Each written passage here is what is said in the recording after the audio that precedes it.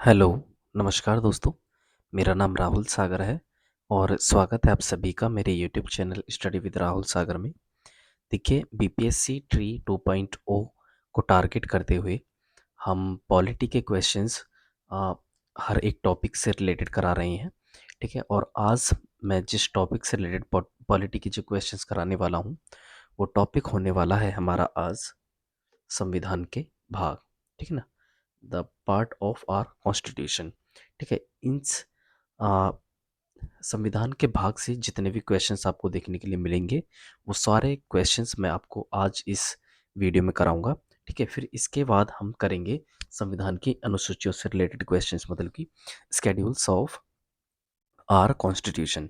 ठीक है, तो आज हम दो पार्ट्स, संविधान के दो इम्पोर्टेंट टॉपिक, एक तो संविधान के भाग, वहाँ से किस तरीके से आपसे क्वेश्चंस पूछे जा सकते हैं, और संविधान की अनुसूचियाँ, इन सभी से रिलेटेड इन दोनों पार्ट जो मेन होने वाले हैं इनसे रिलेटेड क्वेश्चंस आज हम आपको कराने वाले हैं। ठीक है दोस्तों, तो चलिए, वीडियो की शुरुआत करने से पहले आप सभी से एक छोटी सी रिक्वेस्ट है। अगर आपने अभी तक हमारा चैनल सब्सक्राइब नहीं किया है तो प्लीज़ हमारे चैनल को सब्सक्राइब कर लीजिए और बेल आइकन को भी प्रेस कर लीजिए, ताकि जो हमारे आने वाली वीडियो की ऑथेंटिक अपडेट्स हैं उनको आप आसानी से देख सकें। तो चलिए दोस्तों, शुरू करते हैं आज की अपनी वीडियो को। ठीक है, देखिए, सबसे पहले ना हम देख लेते हैं कि हमारे संविधान में कुल कितने भाग हैं। देखिए, मैं आपको बताऊं, ये कुछ भाग मैंने यहाँ पर लिखे हुए हैं। देखिए, यहाँ पर आप देख पा रहे होंगे ये जो कुछ भाग हैं। एक सेकेंड में ऊपर कर लेता हूँ थोड़ा सा। यहाँ पर आप देख पा रहे होंगे, ये मैंने थोड़ा ना शॉर्ट में, मतलब संक्षेप में आ, लिखे हुए हैं। कुछ 12 भाग हैं जो बहुत ही इंपॉर्टेंट है। यहाँ से क्वेश्चंस आपको देखने के लिए मिल सकते हैं। देखिए, अगर आपको ये 12 भाग अगर आपको पता होंगे तो बाकी के जो क्वेश्चन में जो ऑप्शंस होंगे ना, तो उनमें देख करके आप पता लगा सकते हैं कि कौन से भाग में क्या क्या चीज़ें लिखी हुई हैं। ठीक है ना, तो ये 12 भाग बहुत ही इंपॉर्टेंट है जो मैंने शॉर्ट में लिखे हुए हैं। ठीक है, तो सबसे पहले हम शॉर्ट में मैं उनको बता देता हूँ। देखिए, टोटल भाग की बात अगर हम करें तो हमारे संविधान में टोटल 22 भाग हैं। ठीक है, जिसके बारे में हम आगे भी डिटेल में डिस्कस करेंगे। ठीक है, देखिए, सबसे पहले मैं आपको बता देता हूँ, संविधान के भाग 1 की बात करें तो वो संघ और उसका राज्य क्षेत्र से रिलेटेड है। ठीक है, और उसमें आर्टिकल 1 to 4 तक, 1 to 4 तक, जिसमें संघ और उसके राज्य क्षेत्र से रिलेटेड जो भी संविधान है उसके अंतर्गत रखे गए हैं। सॉरी, आर्टिकल्स है। आर्टिकल 1 to 4 जो है वो भाग 1 के अंतर्गत आते हैं, जिसमें संघ और उसका राज्य क्षेत्र शामिल है। ठीक है, वहीं पर बात करें हम सेकंड भाग की, तो सेकंड भाग बात करता है नागरिकता से रिलेटेड प्रावधानों का। ठीक है, जिसमें आर्टिकल 5 से लेकर के 11, मतलब कि 5 से लेकर के अनुच्छेद 5 से लेकर के 11 तक शामिल है। ठीक है, वहीं पर बात करें हम, फिर उसके बाद जो भाग 3 आ जाता है हमारा, भाग 3 हमारा है फंडामेंटल राइट से जुड़ा हुआ। ठीक है, और आर्टिकल की अगर हम बात करें तो फंडामेंटल राइट संविधान के भाग 3 में आर्टिकल 12 से लेकर के 35 तक सम्मिलित है। ठीक है, वहीं पर बात करें हम आगे भाग 4 की, तो भाग 4 में आ जाते हैं हमारे डीपीएसपी, मतलब कि राज्य के नीति निदेशक तत्व, जिन्हें हम डीपीएसपी की फुल फॉर्म होती है directive principles of state policy. ठीक है, तो ये भाग 4 में शामिल है। और अगर हम इनके आर्टिकल की बात करें तो ये 36 से लेकर के 51 आर्टिकल में डीपीएसपी से रिलेटेड क्या है, प्रावधान है। ठीक है, वहीं पर बात करें हम भाग 4 के, इसमें फंडामेंटल ड्यूटीज को रखा गया है और आर्टिकल 51 के है। ठीक है, आर्टिकल क्या है, आर्टिकल 51 के, और भाग 4 के, भाग क्या है, भाग 4 के है और फंडामेंटल ड्यूटीज इसमें शामिल है। और अगर हम बात करें आर्टिकल की तो आर्टिकल 51 के इसमें शामिल है। ठीक है, उसके बाद हम बात करें भाग 5 की, मतलब कि भाग 5 की, जिसमें संघ सरकार से रिलेटेड प्रावधान है। ठीक है, और इसके आर्टिकल की बात करें तो आर्टिकल 52 से लेकर के 151 तक इसमें शामिल है। ठीक है ना, इस भाग में।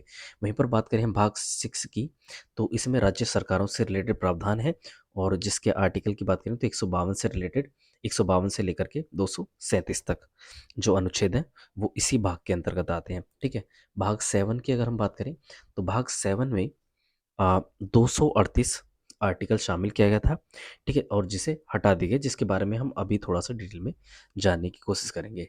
ठीक है, उसके बाद हम बात करें भाग 8 की, तो उसमें यूटी से रिलेटेड है, मतलब यूनियन टेरिटरीज जो हैं, उससे रिलेटेड प्रावधान हमारे भाग 8 में है। और 239 से लेकर के 242 तक जो अनुच्छेद आते हैं वो इसी भाग के अंतर्गत आते हैं, मतलब कि भाग 8 के अंतर्गत। ठीक है। भाग 9 की अगर हम बात करें तो इसमें भाग 9 में पंचायतों से रिलेटेड प्रावधान है। और आर्टिकल की बात करें तो 243 से लेकर के 243 सबसेक्शन ओ आर्टिकल इसी के अंतर्गत आते हैं, इसी भाग के अंतर्गत आते हैं। ठीक है। वहीं पर बात करें हम भाग 10 की, तो भाग 10 में अनुसूचित और जनजातीय क्षेत्र का जो प्रावधान है वो भाग 10 में शामिल है। ठीक है। अगर वहीं पर बात करें हम इसके आर्टिकल्स की, तो आर्टिकल्स इसके 244 से लेकर के 244 के और भी सारे और भी कई मतलब और भी कई सारे आर्टिकल्स हैं। ठीक है। वहीं पर बात करें हम भाग 11 की, तो भाग 11 के अंतर्गत संघ और राज्य के मध्य संबंधों से रिलेटेड जो प्रावधान है वो भाग 11 के अंतर्गत आते हैं। ठीक है। वहीं पर बात करें भाग 12 की, तो भाग 12 में वित्त संपत्ति से आ, के जो वाद विवाद हैं, ठीक है ना, वो इसी भाग 12 के अंतर्गत आते हैं। और अगर हम आर्टिकल की बात करें तो आर्टिकल 264 से लेकर के 300 तक जो आर्टिकल हैं वो भाग 12 के अंतर्गत आते हैं। ठीक है। ये छोटे से कुछ मैंने भाग मतलब संक्षेप में शॉर्ट फॉर्म में आपको समझाए हैं। ये आपको इम्पॉर्टेंट है कि आपको इनकी जानकारी होनी चाहिए। ठीक है दोस्तों, तो चलिए शुरू करते हैं। अब अपनी क्वेश्चंस की तरफ चलते हैं। क्वेश्चन देख लेते हैं। सबसे पहला जो क्वेश्चन है हमारा वो यही है कि हमारे भारतीय संविधान कितने अध्याय में विभाजित किया गया है। क्या है हमारा क्वेश्चन नंबर 1? क्वेश्चन नंबर 1 है हमारा, भारतीय संविधान कितने अध्याय या फिर कितने भागों में विभाजित किया गया है। तो इसका ऑप्शन नंबर डी जो है वो सही आंसर है, क्योंकि भारतीय संविधान में जो कुल भागों की संख्या है, जो कुल पार्ट है, वो कितने हैं? 22 भाग हैं। ठीक है। चलिए अगले क्वेश्चन की तरफ बढ़ते हैं। अगला क्वेश्चन क्या कहता है, संविधान के किस भाग में संविधान संशोधन की प्रक्रिया का उल्लेख है। तो संविधान संशोधन की प्रक्रिया का उल्लेख कौन से भाग में है? भाग 20 में, मतलब कि 20वें भाग में संविधान संशोधन की प्रक्रिया का उल्लेख किया गया है। ठीक है। वहीं पर बात करें हम, संविधान के कौन से भाग में पंचायती राज से संबंधित प्रावधान सम्मिलित किए गए हैं। अगर हम इसकी बात करें तो भाग 9 में, जो मैंने अभी आपको बताया है कि पंचायती राज से संबंधित जो प्रावधान है वो हमारे भारतीय संविधान के पार्ट नंबर 9 में सम्मिलित किए गए हैं। ठीक है। मैं अगर आपको यहाँ पर दिखाऊं जो मैंने शॉर्ट में लिखे हुए हैं, देखिए यहाँ पर आप देख सकते हैं। देखिए ये जो आप सामने देख पा रहे हैं, ये 243 से लेकर के 243 ओ, ठीक है ना, भागनों की से रिलेटेड है, पंचायती राज संबंधी जो प्रावधान है। ठीक है। चलिए आगे अगर हम देखें, अगला क्वेश्चन क्या कहता है, संविधान के किस भाग में अस्थायी संक्रमणकालीन और विशेष उपबंधों के प्रावधान है। किसमें है? भाग 21 में। किसमें है? अस्थायी संक्रमणकालीन और विशेष उपबंधों के लिए जो प्रावधान है वो हमारे भारतीय संविधान के भाग नंबर 21 में है। ठीक है। बहुत इंपॉर्टेंट है, आपको पता होना चाहिए।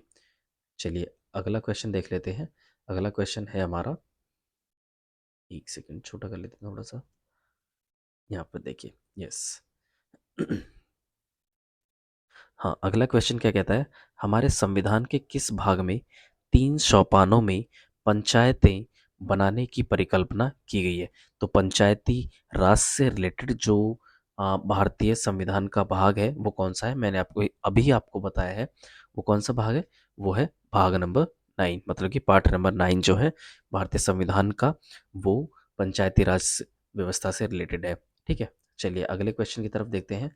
कौन सा भाग, संविधान का कौन सा भाग नगर पालिकाओं से संबंधित है।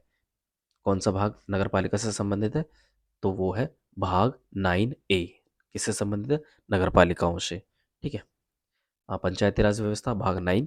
अगर वहीं पर बात करें हम नगर पालिकाओं की, तो नगर पालिकाओं से रिलेटेड जो पार्ट है, जो संविधान का भाग है, वो है भाग 9A। ठीक है। चलिए आगे बढ़ते हैं। संविधान के किस भाग में नीति निर्देशक तत्वों का उल्लेख किया गया है। तो कौन से भाग में डीपीएसपी को जो मैंने अभी बताया था आपको, वो कौन से भाग में डाले गए हैं? वो है भाग नंबर 4 में। ठीक है। चलिए आगे बढ़ते हैं। अगला क्वेश्चन क्या कहता है, संविधान के भाग 1 में निम्नलिखित में से किसका वर्णन है?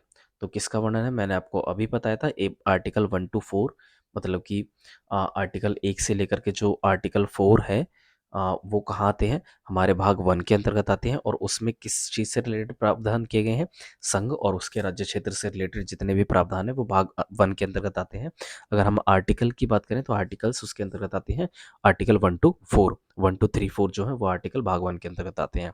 ठीक है, चलिए आगे बढ़ते हैं, अगले क्वेश्चन की तरफ देखते हैं। अगला क्वेश्चन क्या कहता है?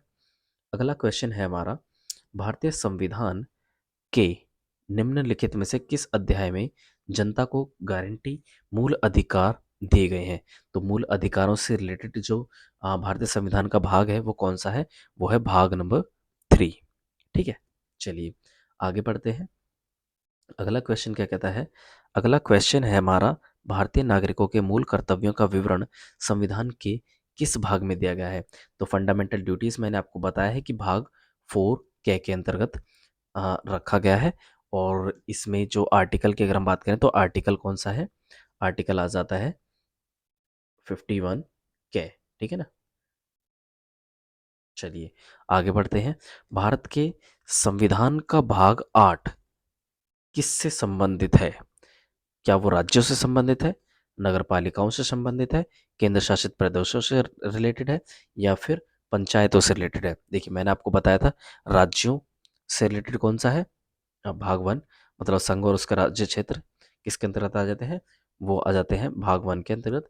ठीक है, नगरपालिकाओं की अगर हम बात करें तो नगरपालिकाओं के बारे में मैंने अभी आपको बताया था कि 9A, ठीक है ना। और वहीं पर बात करें हम पंचायतों से रिलेटेड जो भारतीय संविधान का भाग है वो है 9। ठीक है, और केंद्र शासित प्रदेशों की अगर हम बात करें, मतलब कि यूटीज की अगर हम बात करें, तो यूटीज से रिलेटेड जो प्रावधान किए गए हैं वो हमारे भारतीय संविधान के भाग 8 में किए गए हैं। तो कौन सा आंसर हो जाएगा इसका? आंसर नंबर सी इसका सही और सटीक आंसर हो जाएगा। ठीक है, चलिए आगे बढ़ते हैं, अगले क्वेश्चन की तरफ देखते हैं। अगला क्वेश्चन क्या कहता है? अगला क्वेश्चन कहता है कि संघीय कार्यपालिका की व्याख्या संविधान के किस भाग में की गई है?